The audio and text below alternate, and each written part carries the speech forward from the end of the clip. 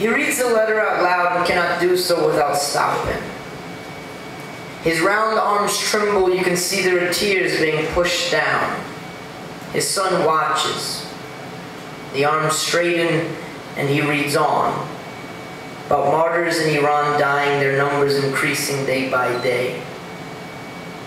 He was 19 years old when he moved to Louisiana to learn how to apply his slide rule and his ears. When asked if he dreams in Farsi or English, he says, "I don't know, sometimes both."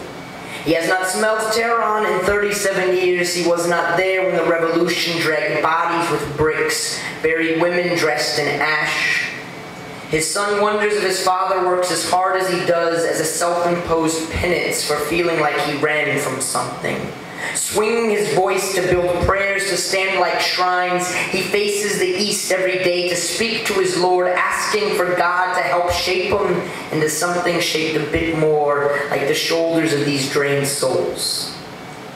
There are shahs and priests that still weep outside of paradise for the skulls they skinned while they were here. His skull is still here, skin peeking through thin, soft black hair that he's passed on to his two oldest. He works harder than ghosts to keep his heart in this world and his hands in the other, touching doors when no one is looking, searching for the poems he buried inside the mother of his children. He sees those pages, writing themselves across their faces. He tries not to stare too long, too hard.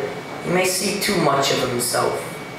The birds he was, carrying islands in their beaks, clutching Persia between their wings, feathers dipped in watermelon juice. He drinks salt, sleeps wide-mouthed open, waiting for the birds to fly into him, carrying back into him the hymns of who he is, the whispers of where he comes from, the gentle memory limbs of those cousins and aunts that no one will ever taste or hear, pillars of Shiraz that held up beauty, that pulled the stars down to name them before melting that silver into petty bullets and thin wires to tighten like throats around throats that stood thick like prayers, spines straight as rifles, offering the echoes of themselves back up into the heavens.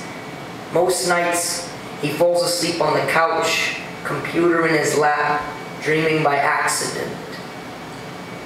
His sons ride upon the backs of gray and black stringed wolves. They beat their legs until they vibrate open, carrying souls shaped like the shells of an elephant gun, wondering how to be more.